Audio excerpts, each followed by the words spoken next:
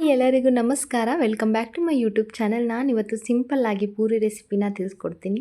ಅದ್ರ ಜೊತೆಗೆ ನನ್ನ ಡೈಲಿ ಲಂಚ್, ಟಿಫನ್ ಎಲ್ಲ ಪ್ರಿಪ್ರೇಷನ್ಸ್ ಹೇಗಿರುತ್ತೆ ಕೂಡ ತಿಳಿಸ್ಕೊಡ್ತೀನಿ. ಅದ್ರ ಜೊತೆಗೆ ನಿಮಗೆ ಹೆಲ್ಪ್ ಆಗೋ ಥರ ಮನಿ ಸೇವಿಂಗ್ಸ್ ಆಗಿರ್ಬೋದು, ಇಲ್ಲ ಮ್ಯಾನಿಫೆಸ್ಟೇಷನಿಂದ ನಮಗೆ ಯಾವ ಥರ ಹೆಲ್ಪ್ ಆಗುತ್ತೆ ಲೈಫಲ್ಲಿ, ನಾವು ಅಂದ್ಕೊಂಡಿದ್ದನ್ನ ಯಾವ ಥರ ಸಾಧಿಸ್ಬೋದು ಅಂತ ಕೂಡ ಅದನ್ನು ತಿಳಿಸ್ಕೊಡ್ತೀನಿ. ಫುಲ್ ವೀಡಿಯೋನ ನೋಡಿ, ಎಲ್ಲೂ ಕೂಡ ಸ್ಕಿಪ್ ಮಾಡಬೇಡಿ. ಫಸ್ಟಿಗೆ ಪೂರಿ ರೆಸಿಪಿನ ನೋಡೋಣ. ಕ್ಲಿಪ್ಪಿಂಗ್ಸ್ ಮಿಸ್ ಆಗಿದೆ, ಬೇಜಾರು ಮಾಡ್ಕೋಬೇಡಿ. ಸೊ ನಾನಿವಾಗ ಕೆಳಗೆ ಡಿಸ್ಕ್ರಿಪ್ಷನಲ್ಲಿ ಕೂಡ ಹಾಕಿರ್ತೀನಿ. ಫಸ್ಟಿಗೆ 1 ಕಪ್ಪು ಮೈದಾ ಹಾಗೆ 1 ಕಪ್ ಗೋಧಿ ಹಿಟ್ಟನ್ನ ತೊಗೊಂಡಿದ್ದೀನಿ. ಅದ್ರ ಜೊತೆಗೆ ಸ್ವಲ್ಪ ಸಾಲ್ಟ್ ಮತ್ತು ಸ್ವಲ್ಪ ವಾಟರ್ನ ಹಾಕಿ ಮಿಕ್ಸ್ ಮಾಡ್ಕೊತಾ ಇದ್ದೀನಿ ಅಷ್ಟೇ. ಯಾವುದೇ ಥರ ಆಯಿಲ್ ಕೂಡ ಹಾಕಲ್ಲ ನಾನು ಮಿಕ್ಸ್ ಮಾಡಬೇಕಾದ್ರೆ. ಫಸ್ಟಿಗೆ ನೋಡ್ತಾ ಇದ್ದೀರಾ, ನಾನು ಹಾಕ್ಕೊಂಡು ಚೆನ್ನಾಗಿ ಮಿಕ್ಸ್ ಮಾಡ್ಕೊತಾ ಇದ್ದೀನಿ. ಚೆನ್ನಾಗಿ ಮಿಕ್ಸ್ ಮಾಡಿಕೊಂಡು ಗಟ್ಟಿಗೆ ಕಲಿಸ್ಕೋಬೇಕು. ಹೇಳಿದ್ರೆ ಪೂರಿನ ಎಣ್ಣೆಲಿ ಕರಿಯೋದ್ರಿಂದ ಅದು ಚೆನ್ನಾಗಿ ಉಬ್ಬಿ ಬರಬೇಕು. ಸೊ ಗಟ್ಟಿಗೆ ಮಾಡ್ಕೊಳ್ಳೋದ್ರಿಂದ ಅರಿಯೋಕ್ಕೂ ಈಸಿ ಆಗುತ್ತೆ, ಹಾಗೆ ಚೆನ್ನಾಗಿ ಉಬ್ಬಿ ಬರುತ್ತೆ ಅಂತ ಹೇಳಿ. ಸೊ ನೋಡ್ತಾ ಇದ್ದೀರಾ, ಚೆನ್ನಾಗಿ ಕಲಿಸ್ಕೊತಾ ಇದ್ದೀನಿ ಗಟ್ಟಿಗೆನೇ. ಇವಾಗ ಒಂದು 5 ನಿಮಿಷ ಅಲ್ಕೊಳ್ಳೋಕ್ಕೆ ಅಂತ ಹೇಳಿ ಚೆನ್ನಾಗಿ ಕಲಸಿಟ್ಬಿಟ್ಟು ಎತ್ತಿಡಬೇಕು. ಅದಾದಮೇಲೆ ಈ ಥರ ಚಿಕ್ಕದಾಗಿ ನಾನು ರೋಲ್ ಮಾಡ್ಕೊತಾ ಇದ್ದೀನಿ. ಚಿಕ್ಕದಾಗಿ ಉಂಡೆ ಮಾಡ್ಕೊಳ್ಳೋದ್ರಿಂದ ಬೇಗ ಅರಿಬೋದು. ಹಾಗೆಯೇ ನಾವು ಪೂರಿನ ಅರ್ದ್ಬಿಟ್ಟು ತುಂಬ ಹೊತ್ತಾದಮೇಲೆ ಎಣ್ಣೆಗೆ ಹಾಕಿದ್ರೆ ಅದು ಚೆನ್ನಾಗಿ ಉಬ್ಬಲ್ಲ. ಸೊ ಅದರಿಂದ ಬೇಗ ಹರ್ಕೊಳ್ಳೋಕೆ ಈಸಿ ಆಗುತ್ತೆ ಅಂತ ಹೇಳಿ ಈ ಥರ ಮಾಡ್ಕೊಂಡಿರೋದು. ಇವಾಗ ಹರ್ಕೊತಾ ಇದ್ದೀನಿ, ನೋಡ್ತಾ ಇದ್ದೀರಾ ಅಲ್ವಾ. ಮುಂಚೆನೇ ಆ ಥರ ಮಾಡಿಟ್ಕೊಂಡಿದ್ರಿಂದ ಇವಾಗ ಬೇಗ ಹರ್ಕೋಬೋದು. ನಿಮಗೆ ಇನ್ನೊಂದು ಟಿಪ್ಸ್ನ ಹೇಳ್ತೀನಿ. ಪೂರಿ ಚೆನ್ನಾಗಿ ಉಬ್ಬಿ ಬರಬೇಕು ಅಂತ ಹೇಳಿದ್ರೆ, ಅದೇನಂತ ಹೇಳಿದ್ರೆ ನೀವು ತೆಳುವಾಗಿ ಹರ್ಕೋಬಾರ್ದು, ಹಾಗೆಯೇ ಗಟ್ಟಿಗೆ ಕಲಿಸ್ಕೋಬೇಕು. ಇವೆರಡು ಟಿಪ್ಸ್ನ ಫಾಲೋ ಮಾಡಿ ಪೂರಿ ತುಂಬಾ ಚೆನ್ನಾಗಿ ಉಬ್ಬಿ ಬರುತ್ತೆ. ಇದ್ರಲ್ವ, ನಾನು ತೆಳುವಾಗಿ ಹರ್ಕೊತಾ ಇಲ್ಲ, ಮಂದಕ್ಕೆ ಹರ್ಕೊಂಡಿದ್ದೀನಿ. ಇಷ್ಟು ಮಂದ ಇದ್ದರೆ ಸಾಕು. ಮಂದ ಅಂತ ಹೇಳಿದ್ರೆ ಪೂರ್ತಿ ಮಂದ ಬೇಡ, ಸ್ವಲ್ಪ ನೋಡಿದ್ರೆ ಗೊತ್ತಾಗುತ್ತಲ್ವ. ಮಾಮೂಲಿ ಚಪಾತಿಗೆಲ್ಲ ಹರ್ಕೊಳ್ಳೋದಕ್ಕೂ ಇದಕ್ಕೂ ಕಂಪೇರ್ ಮಾಡಿದ್ರೆ ಸ್ವಲ್ಪ ಮಂದ ಇರಬೇಕು. ಹಾಗೆಯೇ ನಾನು ಹೇಳಿರೋ ಹಾಗೆ ಮ್ಯಾನಿಫೆಸ್ಟೇಷನ್ ಬಗ್ಗೆ ನಿಮಗೆ ಒಂದು ಟಿಪ್ಸ್ನ ಕೊಡ್ತೀನಿ. ಅದೇನಂತ ಹೇಳಿದ್ರೆ, ನಮ್ಮ ಲೈಫಲ್ಲಿ ನಮಗೆ ಆಗಬೇಕು ಅಂತ ಅಂದ್ಕೊಂಡಿರೋದು ಆಗಾಗಿದೆ ಅಂತ ಹೇಳಿ ಬರೆಯೋದು. ನಾವು ಮುಂದೆ ಒಂದು ಮನೆ ಕಟ್ತೀವಿ, ಇಲ್ಲ ಒಂದು ಸೈಟ್ ತೊಗೊತೀವಿ ಅಂತ ನಮ್ಮ ಮನಸ್ಸಲ್ಲಿ ಇರುತ್ತೆ. ಸೊ ಅದನ್ನು ಆಗಿಬಿಟ್ಟಿದೆ, ನಾವು ತೊಗೊಂಡಾಗಿದೆ ಅಂತ ಹೇಳಿ ಒಂದು ಪೇಪರ್ಗೆ ಬರೀಬೇಕು. ಆ ಪೇಪರ್ ಬರೆದಿರೋದನ್ನ ಗಾಜಿನ ಬಾಕ್ಸು ಇಲ್ಲ ಯಾವುದಾದ್ರೂ ದೇವ್ರ ಮನೇಲಿ ಒಂದು ಬಾಕ್ಸ್ ಇಟ್ಟು ಅದರೊಳಗಡೆ ಹಾಕಬೇಕು.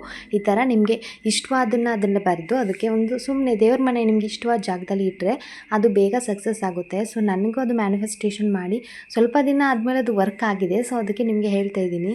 ಜೊತೆಗೆ ನಿಮ್ಮ ಹಾರ್ಡ್ ವರ್ಕ್ ಕೂಡ ತುಂಬ ಇಂಪಾರ್ಟೆಂಟ್ ಆಗಿರುತ್ತೆ. ನೀವೇನು ಕೆಲಸ ಮಾಡ್ತಾ ಇದ್ದೀರಾ ಅದರಲ್ಲಿ ನಿಷ್ಠೆಯಿಂದ ಕೆಲಸ ಮಾಡಬೇಕು. ಅದ್ರ ಜೊತೆಗೆ ನೀವು ಸೇವಿಂಗ್ಸ್ ಕೂಡ ತುಂಬ ಇಂಪಾರ್ಟೆಂಟ್ ಆಗಿರುತ್ತೆ. ಮ್ಯಾನಿಫೆಸ್ಟೇಷನ್ ಅನ್ನೋದು ಏನಂದರೆ, ನಾವು ದೇವ್ರ ಹತ್ರ ಪ್ರಾರ್ಥನೆ ಇಡೋ ಥರ. ಸೊ ನಮಗೆ ತುಂಬ ಸಲ ಅನಿಸ್ತಾ ಇರುತ್ತೆ, ಸೊ ಎಲ್ಲರೂ ಸಕ್ಸಸ್ ಆಗಿದ್ದರೆ ನಾವು ಕೂಡ ಸಕ್ಸಸ್ ಆಗಬೇಕು ಅಂತ ಹೇಳಿ. ಸೊ ಆ ಟೈಮಲ್ಲಿ ನಮ್ಮ ಹಾರ್ಡ್ ವರ್ಕ್ ಜೊತೆ ನಾವು ಅಂದ್ಕೊಂಡಿದ್ದು ಆಗ್ತಿಲ್ಲ ಅಂತ ಹೇಳಿದ್ರೆ ಮಾತ್ರ ಮ್ಯಾನಿಫೆಸ್ಟೇಷನ್ ಮಾಡಬೇಕು. ಇದು ತುಂಬ ಇಂಪಾರ್ಟೆಂಟ್ ಆಗಿರುತ್ತೆ. ಸೊ ನಾವು ಅಂದ್ಕೊಂಡಿದ್ರ ಜೊತೆಗೆ ಹಾರ್ಡ್ ವರ್ಕ್ ಕೂಡ ಇಂಪಾರ್ಟೆಂಟ್. ಹಾರ್ಡ್ ವರ್ಕ್ ಮಾಡ್ತಿದ್ದೀವಿ, ಬಟ್ ನಾವು ಅಂದ್ಕೊಂಡಿದ್ದು ಆಗ್ತಿಲ್ಲ ಅಂತ ಹೇಳಿದ್ರೆ ಮ್ಯಾನಿಫೆಸ್ಟೇಷನ್ ಮಾಡಿ, ಇದು ತುಂಬಾ ವರ್ಕ್ ಆಗುತ್ತೆ. ನನಗೆ ಕೆಲವೊಂದು ಸಲ ನಾನು ಮ್ಯಾನಿಫೆಸ್ಟೇಷನ್ ಮಾಡಿರೋದೆಲ್ಲ ಆಗಿದೆ. ಸೊ ಅದಕ್ಕೆ ಒಂದು ಟಿಪ್ಸ್ನ ಕೊಡ್ತೀನಿ. ಏನಂತ ಹೇಳಿದ್ರೆ, ನೀವು ಡೈಲಿ ನೀವು ಅಂದ್ಕೊಂಡಿರೋದನ್ನ ಮನಸ್ಸಲ್ಲಿ ನೆನೆಸ್ಕೊತಿರ್ಬೇಕು. ನೀವು ಬರೆದು ಒಂದು ಬಾಕ್ಸ್ ಒಳಗಡೆ ಹಾಕ್ತೀರಾ ಅಲ್ವಾ, ಅದ್ರ ಜೊತೆಗೆ ನೀವು ಡೈಲಿ ಒಂದೊಂದು ಕೋರಿಕೆನ ಇಡಬೇಕು. 30 ಡೇಸಲ್ಲಿ 30 ಮ್ಯಾನಿಫೆಸ್ಟೇಷನ್ ಗೋಲ್ಸ್ ಅಥವಾ ನೀವು ಅಂದ್ಕೊಂಡಿರೋದನ್ನ ಒಂದೊಂದು ಚೀಟಿಲಿ ಬರೆದು ಹಾಕಬೇಕು. ಇಲ್ಲ ಒಂದೇ ಬರೆದ್ರೂ ಆಗುತ್ತೆ, ಬಟ್ ನೀವು ಅಂದ್ಕೊಂಡಿರೋದು ಯಾವುದಾದ್ರೂ ಒಂದಾದರೂ ಆಗಬೇಕು ಅಂದರೆ ಡೈಲಿ ಒಂದೊಂದು ಬರೆದು ಹಾಕಬೇಕು. ಈ ಥರ ನಿಮ್ಗೆ ಇಷ್ಟವಾದ ಜಾಗದಲ್ಲಾಗಲಿ ಅಥವಾ ದೇವ್ರ ಮನೆ ಆಗಲಿ, ನಿಮಗೆ ಎಲ್ಲಿ ಪೂಜೆ ರೂಮ್ ಎಲ್ಲಾದರೂ ಇಟ್ಕೊಬೋದು. ಇದ್ರ ಜೊತೆಗೆ ನಿಮಗೆ ಮನಸ್ಸಲ್ಲಿ ಕೋರಿಕೆಯೂ ಕೂಡ ಇರಬೇಕು. ನೀವು ಹಾರ್ಡ್ ವರ್ಕ್ ಮಾಡ್ತಿದ್ದು ನಿಮಗೆ ಅಂದ್ಕೊಂಡಿದ್ದು ಆಗ್ತಾಯಿಲ್ಲ ಅಂದರೆ ಇದೊಂದು ಸಲ ಟ್ರೈ ಮಾಡಿ. ಹಾಗೆಯೇ ಕೆಲವೊಬ್ಬರಿಗೆ ಲಕ್ ಅನ್ನೋದು ಇಂಪಾರ್ಟೆಂಟ್ ಆಗಿರುತ್ತೆ. ಸೊ ಹಾರ್ಡ್ ವರ್ಕ್ ಜೊತೆಗೆ ಲಕ್ ಇಲ್ಲ ಅಂತ ಹೇಳಿದ್ರೆ ನಾವೇನು ಮಾಡೋಕ್ಕಾಗಲ್ಲ. ಸೊ ಮ್ಯಾನಿಫೆಸ್ಟೇಷನ್ ಮಾಡೋದ್ರ ಜೊತೆಗೆ ಒಬ್ಬರಿಗೆ ಲಕ್ ಇದ್ದರೆ ಅದು ಬೇಗ ವರ್ಕ್ ಆಗುತ್ತೆ. ಮ್ಯಾನಿಫೆಸ್ಟೇಷನ್ಗೆ ದೃಢ ನಿರ್ಧಾರ ಅನ್ನೋದು ಇರಬೇಕು. ಚಂಚಲ ಮನಸ್ಸಿಂದ ಮ್ಯಾನಿಫೆಸ್ಟೇಷನ್ ಮಾಡಿದ್ರೆ ಅದು ಯಾವುದೇ ಕಾರಣಕ್ಕೂ ವರ್ಕ್ ಆಗೋಲ್ಲ. ಸೊ ಏನಂತ ಹೇಳಿದ್ರೆ, 2026ಗೆ ನಾನು ಒಂದು ಮನೆ ಕಟ್ಟಬೇಕು, ಇಲ್ಲ ನಂದೇನೋ ಒಂದು ಅಚೀವ್ ಇದೆ, ನಾನೊಂದು ಜಾಬ್ ತೊಗೋಬೇಕು ಅನ್ನೋದು ನಿಮ್ಮ ಮೈಂಡಲ್ಲಿ ಇರುತ್ತೆ. ಬಟ್ ಅದನ್ನು ನೀವು ಇವಾಗಲೇ ಆಗಿದೆ ಅಂತ ಹೇಳಿ ಬರೆಯೋದು. ಹಾಗೆ ಮ್ಯಾನಿಫೆಸ್ಟೇಷನ್ನಲ್ಲಿ ಒಂದು ಗುರಿ ಅನ್ನೋದು ಇರಬೇಕು, ಒಂದು ಗೋಲ್ ಅನ್ನೋದು ನಿಮಗೆ ಫಸ್ಟಿಗೆ ಇರಬೇಕು. ಹಾಗೆಯೇ ಅದ್ರ ಬಗ್ಗೆ ಕ್ಲಾರಿಟಿ ಇರಬೇಕು. ನಿಮಗೆ ಯಾವುದೇ ಥರ ಡೌಟ್ಸ್ ಆಗಲಿ ಏನೂ ಇರಬಾರ್ದು ಆ ಗೋಲ್ನ ರೀಚ್ ಮಾಡೋಕ್ಕೆ. ನೀವು ಯಾವ ಒಂದು ಗೋಲ್ ಇಟ್ಕೊಂಡಿದ್ದೀರಾ ಅದೇ ಥರನೇ ನೀವು ನಡ್ಕೋಬೇಕು. ಎಕ್ಸಾಂಪಲ್, ನೀವೊಂದು ಜಾಬ್ ತೊಗೋಬೇಕು ಅಂತ ಅಂದ್ಕೊಂಡಿದ್ದೀರಾ, ಆ ಜಾಬ್ ಯಾವ ಥರ ಇರಬೇಕು, ಆ ಜಾಬ್ಗೆ ನೀವು ಅದೇ ಥರ ಬಿಹೇವ್ ಮಾಡೋದಾಗಲಿ ಅದೇ ಥರ ಆ್ಯಕ್ಟಿವಿಟಿನ ನೀವು ಇಟ್ಕೊಂಡಿರಬೇಕು. ಇನ್ನೊಂದು ಟಿಪ್ಸ್ನ ಹೇಳ್ತೀನಿ. ಅದೇನಂತ ಹೇಳಿದ್ರೆ, ನಿಮಗೆ ಮನೇಲಿ ಫಿನಾನ್ಷಿಯಲಿ ಪ್ರಾಬ್ಲಮ್ ಇರುತ್ತೆ, ಹೆಲ್ತ್ ಪ್ರಾಬ್ಲಮ್ ಇರುತ್ತೆ. ಹಾಗೆ ನೀವು ಏನೇ ಮಾಡೋಕ್ಕೋದ್ರೂ ನೀವು ಸೇವಿಂಗ್ಸ್ ಮಾಡೋಕ್ಕಾಗ್ತಾ ಇರಲ್ಲ. ಸೊ ಮನೇಲಿ ಎಷ್ಟೇ ಅಮೌಂಟ್ ಬಂದರೂ ಅದು ಯಾವುದು ಸೇವಿಂಗ್ಸ್ ಆಗ್ತಾಯಿಲ್ಲ, ಉಳಿತಾ ಇಲ್ಲ ಅಂತ ಹೇಳಿದ್ರೆ ಇದೊಂದು ಟಿಪ್ಸ್ನ ಫಾಲೋ ಮಾಡಿ. ಅದೇನಂತ ಹೇಳಿದ್ರೆ, ಬೇ ಲೀಫ್ ಇರುತ್ತಲ್ಲ, ಅಂದರೆ ಅಡುಗೆ ಮನೆಯಲ್ಲಿ ಪಲಾವ್ ಎಲೆ ಅಂತ ಹೇಳ್ತೀವಿ. ಸೊ ಪಲಾವ್ಗೆಲ್ಲ ಯೂಸ್ ಮಾಡ್ತೀವಲ್ಲ, ಆ ಎಲೆನ ತೊಗೊಳ್ಳಿ. ತುಂಬಾ ಚೆನ್ನಾಗಿರಬೇಕು ಆ ಎಲೆ ಬಂದು. ಆ ಎಲೆನ ತೊಗೊಂಡು ಅದನ್ನು ಒಂದು ಮೇಣದ ಬತ್ತಿ ಚಿಕ್ಕದು ದೀಪದಲ್ಲಿ ಸುಡಬೇಕು. ಅದನ್ನು ಯಾವ ಥರ ಸುಡಬೇಕು ಅಂತ ಹೇಳಿದ್ರೆ, ಫಸ್ಟು ಆ ಪಲಾವ್ ಎಲೆಗೆ ನೀವು ಅಂದ್ಕೊಂಡಿರೋದನ್ನ ನಿಮಗೆ ಏನು ಆಗಬೇಕು ಅದನ್ನು ಬರಿಬೇಕು. ಯಾವ ಥರ ಅಂತ ಹೇಳಿದ್ರೆ, ಒಂದು ಲೀಫ್ಗೆ ನಿಮ್ಮ ನೇಮು ಮತ್ತು ಡೇಟ್ ಆಫ್ ಬರ್ತ್ ಬರೆದು ಸುಡಬೇಕು. ಹಾಗೆಯೇ ಇನ್ನೊಂದು ಲೀಫ್ನು ಕೂಡ ಬರಿಬೋದು, ಎಷ್ಟಾದರೂ ನೀವು ಬರ್ಕೋಬೋದು. ಸೊ ಇನ್ನೊಂದು ಲೀಫಿಗೆ ಒಂದು ಲೀಫ್ಗೂ ಒಂದೊಂದು ಕೋರಿಕೆನ ಬರೆದು ಸುಡಬೇಕು. ಈ ಥರ ಎಷ್ಟು ಕೋರಿಕೆ ಬೇಕಾದರೂ ಬರೀಬೋದು. ಆ ಥರ ಬರೆದು ಸುಟ್ಕೊಂಡಿದ್ದಾದಮೇಲೆ ಅದನ್ನು ನೀರಲ್ಲಿ ಹಾಕಿಬಿಟ್ಟು ಯಾವುದಾದ್ರೂ ಮರದ ಕೆಳಗಡೆನೋ ಎಲ್ಲಾದರೂ ಹಾಕ್ಬೋದು, ಇಲ್ಲ ಹರಿಯ ನೀರಿಗಾದರೂ ಹಾಕ್ಬೋದು. ಇಲ್ಲ ಅಂತ ಹೇಳಿದ್ರೆ ಅದನ್ನು ಅಲ್ಲಿ ಉರುಗಬೇಕು. ಈ ಥರ ಮಾಡೋದ್ರಿಂದ ನೀವು ಅಂದ್ಕೊಂಡಿರೋದು ಬೇಗ ಸಕ್ಸಸ್ ಆಗುತ್ತೆ, ಹಾಗೆಯೇ ಬೇಗ ಅದು ನೆರವೇರುತ್ತೆ. ಸೊ ಈ ಥರ ಒಂದು ಸಲ ಟ್ರೈ ಮಾಡಿ. ನಾನು ಕೂಡ ಇದನ್ನು ಟ್ರೈ ಮಾಡಿದ್ದೀನಿ, ವರ್ಕ್ ಆಗುತ್ತೆ. ಸೊ ಅದಕ್ಕೋಸ್ಕರ ನಿಮಗೂ ಈ ಟಿಪ್ಸ್ನ ಕೊಡ್ತಾಯಿದ್ದೀನಿ.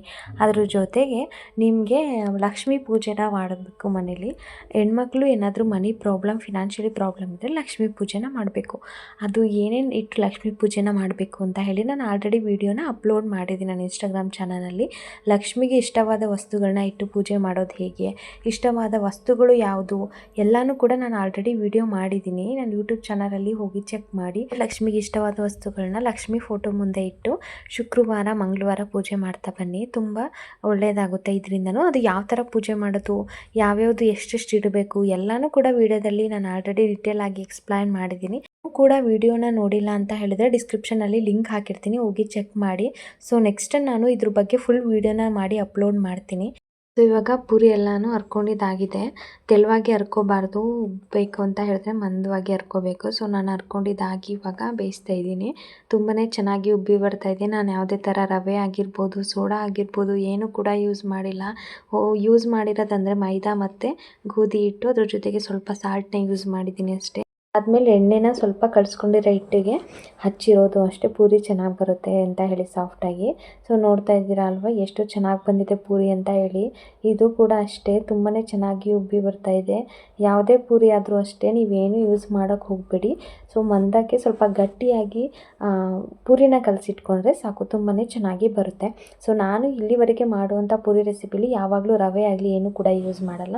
ಯೂಸ್ ಮಾಡೋದು ಗೋಧಿ ಹಿಟ್ಟು ಮತ್ತು ಮೈದಾ ಹಿಟ್ಟು. ಕೆಲವೊಂದು ಸಲ ಗೋಧಿ ಹಿಟ್ಟು ಯೂಸ್ ಮಾಡಲ್ಲ, ಮೈದಾ ಹಿಟ್ಟಲ್ಲೇ ಮಾಡ್ತೀನಿ. ಸೊ ತುಂಬಾ ಚೆನ್ನಾಗಿ ಬಂದಿದೆ ಪೂರಿ ಎಲ್ಲ ಸಾಫ್ಟಾಗಿ. ನೋಡ್ತಾ ಇದ್ದೀರಾ ಎಷ್ಟು ಸಾಫ್ಟಾಗಿ ಪೂರಿ ರೆಸಿಪಿನ ಮಾಡ್ಬೋದು ಅಂತ ಹೇಳಿ.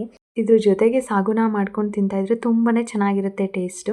ಇದ್ರ ಜೊತೆಗೆ ಆಲೂಗೆಡ್ಡೆ ಸಾಗು ಅಥವಾ ವೆಜಿಟೇಬಲ್ ಸಾಗುನ ಮಾಡ್ತಾಯಿದ್ದೆ. ಬಟ್ ಇವತ್ತು ವೆಜಿಟೇಬಲ್ ಬಟರ್ ಮಸಾಲಾನ ಮಾಡ್ಕೊಂಡಿದ್ದೀನಿ. ಅದನ್ನು ಕೂಡ ತುಂಬಾ ಚೆನ್ನಾಗಿದೆ, ಎರಡು ಕಾಂಬಿನೇಷನ್.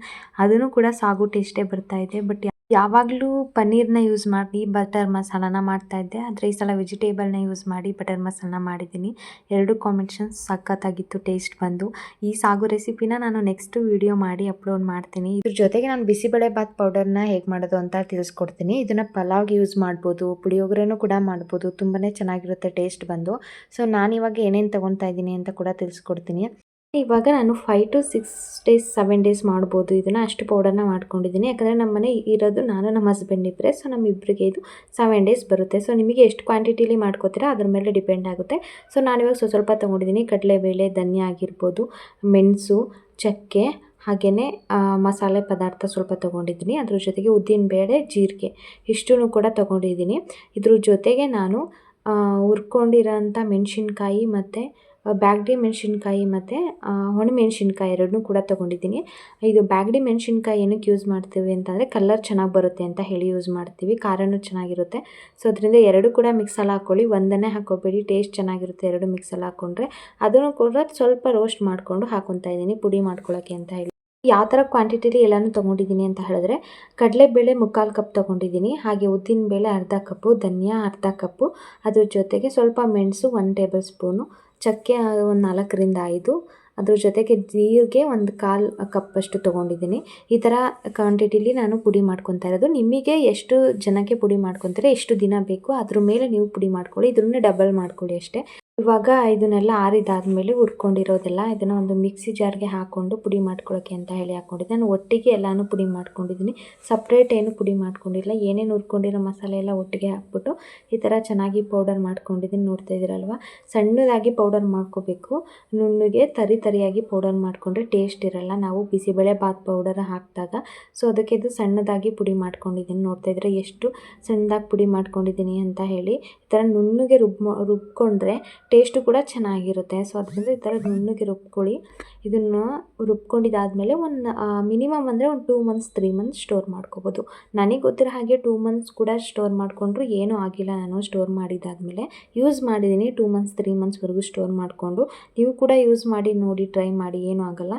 ಇದನ್ನು ಒಂದು ಗ್ಲಾಸ್ ಕಂಟೈನರ್ಗೆ ಹಾಕೊಳ್ಳಿ, ಇಲ್ಲಾಂದರೆ ಯಾವುದಾದ್ರೂ ಬಾಕ್ಸ್ಗೆ, ಪ್ಲಾಸ್ಟಿಕ್ ಬಾಕ್ಸ್ಗೆ ಹಾಕಿ ಎತ್ತಿಟ್ಕೊಬಿಡಿ. ಇದನ್ನು ನೀವು ಪುಳಿಯೋಗರೆ ಮಾಡಬೇಕಾದ್ರೂ ಕೂಡ ಯೂಸ್ ಮಾಡ್ಬೋದು. ಹುಳಿನ ಸಪ್ರೇಟಾಗಿ ಮಾಡಿಕೊಂಡು, ಇಲ್ಲ ಪಲಾವ್ ಮಾಡಬೇಕಾದ್ರೂ ಕೂಡ ಯೂಸ್ ಮಾಡ್ಕೋಬೋದು. ಬಿಸಿಬೇಳೆ ಬಾತ್ ಪೌಡರ್ ಅಂತೂ ಮಸ್ತಾಗಿರುತ್ತೆ. ಇದನ್ನು ಹಾಕಿಬಿಟ್ಟು ಬಿಸಿಬೇಳೆ ಬಾತನ್ನ ಮಾಡಿದ್ರೆ ಸೊ ಅದರಿಂದ ನಾನು ಬಿಸಿಬೇಳೆ ಬಾತ್ ಪೌಡರ್ ಅಂತಲೇ ಹೇಳಿ ಇದನ್ನು ಕರೆಯೋದು. ಸೊ ನೋಡ್ತಾ ಇದ್ದರೆ ಎಷ್ಟು ಚೆನ್ನಾಗಿದೆ ಅಂತ ಹೇಳಿ. ಈಗ ತಿಳಿ ಸಾಂಬಾರಿಗೂ ಕೂಡ ನಾನು ಒಂದು ಸಲ ಯೂಸ್ ಮಾಡ್ತೀನಿ, ಟೇಸ್ಟು ಸಖತ್ತಾಗಿರುತ್ತೆ. ಸೊ ನೋಡಿ, ನಮ್ಮ ಹಸ್ಬೆಂಡ್ ಸ್ನ್ಯಾಕ್ಸ್ಗೆ ಅಂತ ಹೇಳಿ ಫ್ರೆಂಚ್ ಫ್ರೈಸ್ನ ಮಾಡಿಕೊಟ್ಟಿದ್ರು. ತುಂಬಾ ಚೆನ್ನಾಗಿತ್ತು ರೆಸಿಪಿ. ಸಿಂಪಲ್ಲಾಗಿ ಮಾಡಿದ್ರು ಟೇಸ್ಟ್ ಮಾತ್ರ ತುಂಬಾ ಚೆನ್ನಾಗಿತ್ತು ಫ್ರೆಂಚ್ ಫ್ರೈಸ್ ರೆಸಿಪಿ.